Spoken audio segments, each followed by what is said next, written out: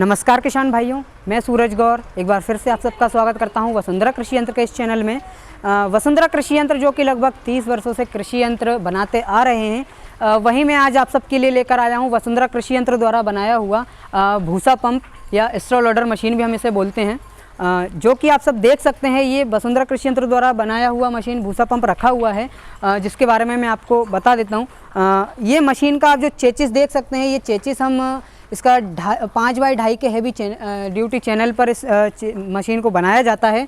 वहीं इसमें 616 के रिमोल्ड टायर यूज़ किए जाते हैं, जिससे इसकी कॉस्ट थोड़ी कम की जा सके।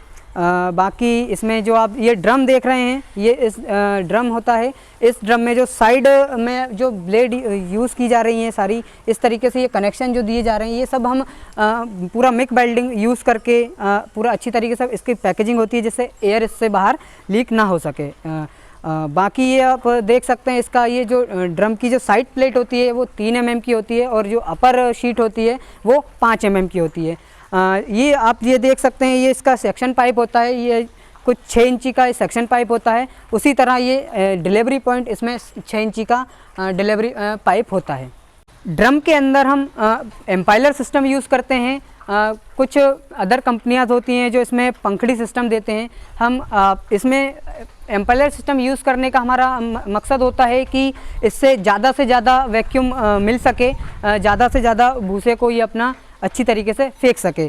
जैसा कि आप सब ये देख सकते हैं, ये एक मेन शाफ्ट होती है, जो कि मेन शाफ्ट अंदर जाके अपने एम्पाइलर से कनेक्ट होती है। वहीं इसमें 6309 के 2 बेयरिंग यूज़ किए जाते हैं, जो कि पेडिस्टल से कवर होते हैं। पेडिस्टल से कवर करने के लिए हमने इसमें मकसद दिया है कि ये जो भूसा भरते समय इसमें कुछ कचरा वगैरह होता है या धूल वगैरह होती है, वो इसके अंदर ना जाए, इसलिए हम इसमें पेडिस्टल यूज़ करते हैं। ये इसमें एक इंटरमीडिएट शाफ्ट होती है, जो कि 2 बेयरिंग से कनेक्ट होती है। ऐसे ही इसमें एक ये मिलिंग शाफ्ट होती है, जो ट्रैक्टर से कनेक्ट करने के लिए यूज़ की जाती है। इसमें भी हम 2 बेयरिंग यूज़ करते हैं। जो वो आप पीटीओ शाफ्ट देख रहे हैं, वो पीटीओ शाफ्ट से आप इससे ट्रैक्टर के साथ में कनेक्शन कर सकते हैं।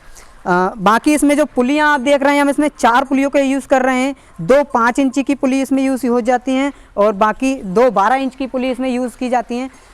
ये 4 पुली यूज़ करने का मकसद हमारा ये होता है कि ये मेन शाफ्ट जैसे होती है, अपने ट्रैक्टर से कनेक्ट होके ये पुली इस पुली को ज़्यादा रोटेशनल देती है। तो मतलब मेन मकसद इसका ये होता है कि ट्रैक्टर के कम आरपीएम को हम मशीन से ज़्यादा आरपीएम प्राप्त हो सके, इसलिए हम इसमें 4 पुली यूज़ करते हैं। जब ट्रैक्टर के कम आरपीएम से मशीन को ज़्यादा आरपीएम मिलते हैं, तो इससे किसान भाइयों की एक बचत और हो जाती है, जो कि ट्रैक्टर में फ्यूल खपत जो होती है वो कम लगती है। इसी ट्रैक्टर ऑपरेटेड भूसा पंप को हम मोटर ऑपरेटेड भी बना सकते हैं। जैसे किसान भाई अगर ये भूसा पंप ले लेते हैं और कुछ ट्रैक्टर से कनेक्शन नहीं करना है, उनको मोटर से कनेक्शन करना है, तो उसके लिए भी हम इसमें सुविधा देते हैं। ये दोनों पुलियाँ जो आप देख रहे हैं, ये आप हटा के इसमें एक मोटर से कनेक्ट कर सकते हैं, या ये 2 पुलियाँ नहीं हटाना चाहते हैं तो एक अलग से ब्रैकेट इस पर बनाना पड़ेगा, उससे इसे मोटर ऑपरेटेड भी बनाया जा सकता है। वहीं इसमें आगे हमने एक ये स्पेस दिया हुआ है, जो कि ब्रैकेट बनाया हुआ है। ये ब्रैकेट बनाने का एक मकसद होता है कि जैसे ये एक्चुअल पोजीशन में मशीन को रखना पड़ता है हमें। मशीन अगर ट्रैक्टर से चलाते हैं या मोटर से चलाते हैं, तो ये एक्चुअल पोजीशन में रखने के लिए, इसमें वाइब्रेशन वगैरह ना हो, इसके लिए हम ये वेट रखने के लिए कुछ भी वेट इस पर किसान भाई दे सकते हैं सामने, तो ये एक्चुअल पोजीशन में बनी रहेगी मशीन। तो कई किसान भाइयों के हमारे से क्वेश्चन होते हैं कि इससे किस प्रकार का भूसा हम भर सकते हैं, तो मैं उनके लिए बताना चाहूँगा। इससे हम सभी प्रकार का भूसा, जैसे कि गेहूं का है, सोयाबीन का है, धान का भूसा है, मूंगफली के छिलके हैं, लकड़ी का बुरादा भी है, तो वो भी हम भर सकते हैं। बस इसके लिए हमें सिचुएशन ये रखनी पड़ती है कि भूसे सभी प्रकार के हों, तो वो सूखे भूसे हों, कोई भी गीला भूसा इसके अंदर ना जाए, तो ठीक रहता है। इसके लिए सूखा भूसा भरना बहुत आसान हो जाता है। ज़्यादातर सूखे भूसे में ही हमारी मशीन वर्क करती है, और हम भी किसान भाइयों को सजेस्ट करेंगे कि जैसे अगर वो भूसा भर रहे हैं तो एक सूखा भूसा ही इससे भरें, गीला भूसा इसमें ना भरें। जैसा कि मैंने आपको ये मॉडल बताया है, ये हमारा बेसिक मॉडल 15 HP मॉडल होता है। 15 HP मॉडल, इसी में हम एक और मॉडल 10 HP में बनाते हैं, और वहीं एक ये मोटर ऑपरेटेड मॉडल बनाते हैं, जो कि आयरन व्हील्स में होता है। आयरन व्हील्स का मतलब इसमें जो गौशाला या ऐसे किसान भाई जिनको इसका यूजेस ज़्यादा लाना ले जाना नहीं करना होता है तो एक जगह पे यूज़ रख के करते हैं, तो उनके लिए हमने इसमें लोहे के व्हील दिए हुए हैं छोटे छोटे। तो इस तरीके से ये मॉडल बनाते हैं जो मोटर ऑपरेटेड होता है। यहाँ पे अपने को मोटर रखनी पड़ती है और बाकी वो पुली से बेल्ट से कनेक्शन इसमें मोटर से हो जाता है। वहीं एक ये छोटा मॉडल होता है 7.5 HP का।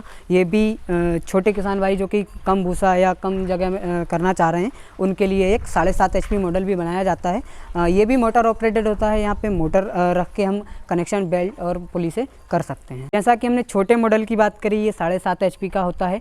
ये 15 फीट से खींचने की तो कैपेसिटी हमारे सभी मॉडल्स की होती है। फेंकने की अगर हम बात करें तो ये मॉडल अपना 75 से 100 फीट तक फेंक सकता है। वहीं इस मॉडल की अगर हम बात करते हैं 10 HP मोटर ऑपरेटेड की, तो ये मॉडल जो है अपना 15 फीट से खींच के अपना 100 फीट से 120 फीट तक आप इससे फेंक सकते हैं। वहीं सबसे बड़े मॉडल जो कि 15 HP में होता है, इसकी अगर हम बात करते हैं तो ये 15 फीट से खींच के अपना 100 से 150 फीट तक किसान भाई इससे भूसा फेंक सकते हैं। कहीं भी जैसे अपना गोडाउन है, गोडाउन में अगर आपको भूसा लेके जाना है तो 100 से 150 फीट तक आप इस मॉडल से लेके जा सकते हैं। भूसा फेंकने के उसमें कई किसान भाइयों के सवाल होते हैं कि हमें कहीं एक मंजिल ऊपर या हमें किसी ऊपर ऊंची जगह में भूसा भरना है।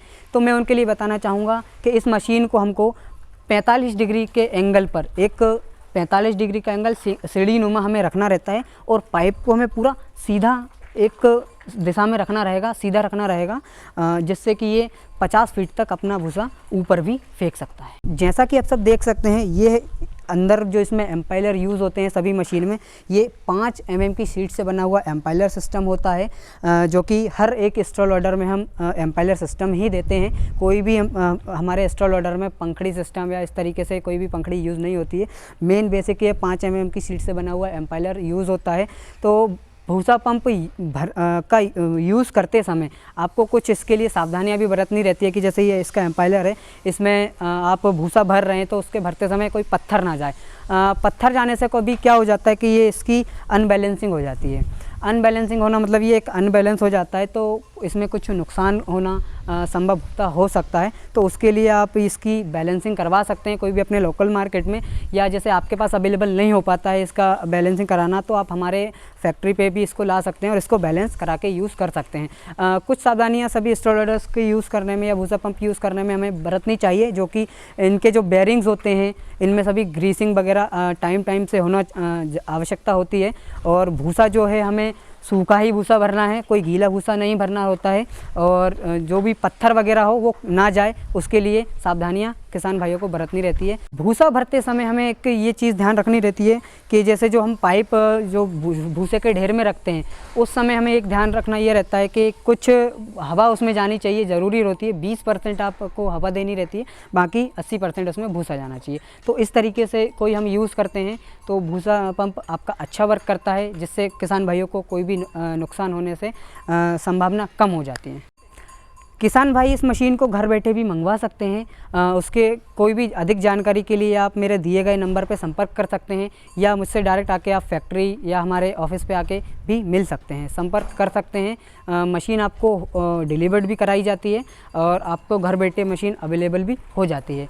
अगर वीडियो आपको पसंद आया हो तो चैनल को सब्सक्राइब करें, वीडियो को लाइक करें और बेल आइकन को प्रेस कर दें, क्योंकि ऐसे ही वीडियो आपको आगे भी मिलती रहें।